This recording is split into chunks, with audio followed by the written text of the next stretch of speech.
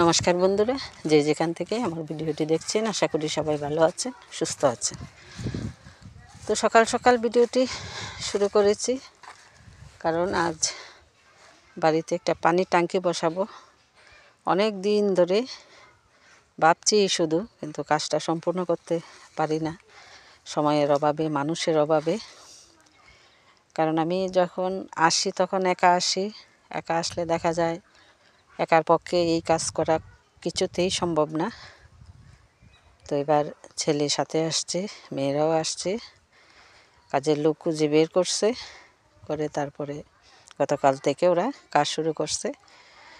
এই অংশটুকু গতকালের, আর আজ আবার আগামীকাল যেটুকু হবে পরবর্তীতে আপনাদেরকে দেখাবো। সাথে দুপুরে রান্না, সকালের জলখাবার। এদিকে আমার নতুন চুলার উদ্বোধন, আজই আমি প্রথম নতুন চুলায় রান্না করব। এতদিন শুধু চা করা হচ্ছে, গরম জল।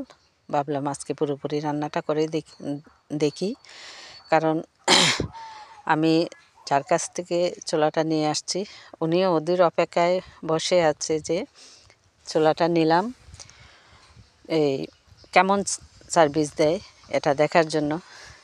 তো আজকে আমি পুরো রান্নাটাই শেষ করেছি। অনেক সুন্দর, অনেক আরামদায়ক একটা চুলা। এটা সবচেয়ে বড় গুণ, এটার কালি লাগে না, তারপরে ধোঁয়া লাগে না, কারণ ওর নিজের ধোঁয়া নিজের পাইপ দিয়েই বাইরে চলে যায়। আর পুরো আগুনটা মানে যে পাত্রটা বা যে খাবারটা বসানো হয় ওটার মধ্যেই থাকে, ওটার মধ্যেই সীমাবদ্ধ। চতুর্দিকটাই আপনার পরিষ্কার থাকে, ডেক থাকুক, কড়াই থাকুক, যাই থাকুক, একেবারে নিচের একটু অংশের মধ্যেই কালিটা থাকে, আর পুরোটাই কিন্তু পরিষ্কার থাকে। এটাই একটা সুবিধা। আর লাকড়ি চুলাও রাখবো, এক চুলায় তো আর হয় না রান্নাবান্না সব সময়। মাটির চুলাও রাখবো, এটাও রাখবো। তো যে কদিন থাকবো এটার মধ্যেই রান্না করব। আর মাটির চুলা মাসিকে বলে গেছি একটা চুলা যেন মাটির রাখে, কারণ অনেক ঝামেলা যখন হয় তখন তো দুইটা চুলা লাগে। এই দেখুন আগুনটা একেবারে হিটারের মতো। এটার কারণ ওই যে নিচের অংশটা কিন্তু সিমেন্ট করা, অনেকক্ষণ জ্বললে ওই নিচের যে সবুজ অংশটা এটা আপনার হিটারের মতো লাল হয়ে যায়। আর ওইটার হিটে হিটে একটা লাকড়ি দিলেই পুরো রান্নাটা কমপ্লিট করা যায়, অনেক কম লাকড়ি লাগে। সব মিলিয়ে অসাধারণ একটা চুলা, আমার মনের মতো। অনেক দিন খুঁজছিলাম, কারণ এই চুলাটা চলন্ত চুলা, যে জায়গায় ইচ্ছা আপনার ওই জায়গায় নিয়ে যেতে পারবেন। এটা এরকম না, এক সময় একটা চুলা ছিল ওই যে এই কী জানি বলে এটারে, মাটি দিয়ে বানায়, পাইপ দিয়ে আপনার ধোঁয়াটা চলে যায়। এটা তো যেখানে বসাবেন ঠিক এখানেই থাকবে। আর এই চুলাটা আপনার ঝড় বৃষ্টির দিন রান্না করে আসতে পারতেছেন না, আপনি চুলাটা উঠিয়ে নিয়ে বারান্দায় বসে রান্না করতে পারবেন, কিংবা রান্না করে নিয়ে গিয়ে পাইপটা একটু বড় করে দিলেই বাইরে চলে যাবে, এরকম আর কি।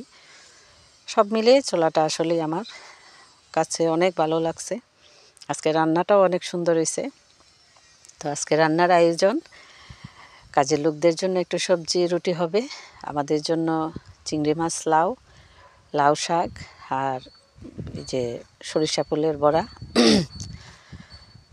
তো চিংড়ি মাছটা আমার পুকুর থেকে আমার ছেলে এই অল্প একটু ধরছে, এটা দিয়েই এই লাউটা রান্না করব। পরবর্তীতে চিংড়ি মাছ মানে প্রচুর চিংড়ি মাছ এই পুকুরটাতে, এটার জল শুকিয়ে গেছে। তো সময় সুযোগ করে আবার নামাবো। এখন তো বাড়িতে সবাই ব্যস্ত কাজ নিয়ে, কারণ একটা কাজে কিন্তু ঘর দরজা সব কিছু মানে এলোমেলো হয়ে যায়। রান্নাঘর, কলের পার, তারপরে বারান্দা, মেইন ঘর, সব একেবারে এই যে জুতা নিয়ে নিয়ে কাজের লোকরা করে যাচ্ছে, আবার আসছে, ওই যে বিভিন্ন জায়গায় জলের পাইপটা নিতেছি।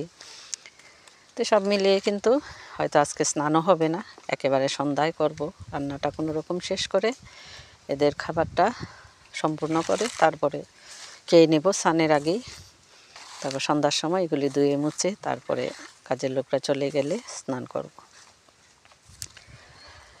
এই আর কি আমার সারাদিনের ব্যস্ততা। বাড়িতে আসলে আসলেই ব্যস্ত থাকি। আমি যদি এলোমেলোভাবে ভিডিওটা দেখাই আপনাদেরকে, তখন হয়তো বুঝতে পারবেন যে কী নিয়ে আমি ব্যস্ত থাকি।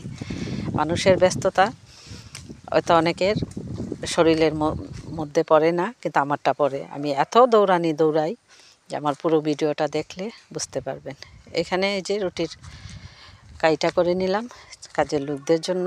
তো কাইটা করে মাসিকে বললাম রুটিগুলি বেলে নিতে, আর আমি ফাঁকে সবজিটা নেড়ে চেড়ে নামিয়ে ফেলবো।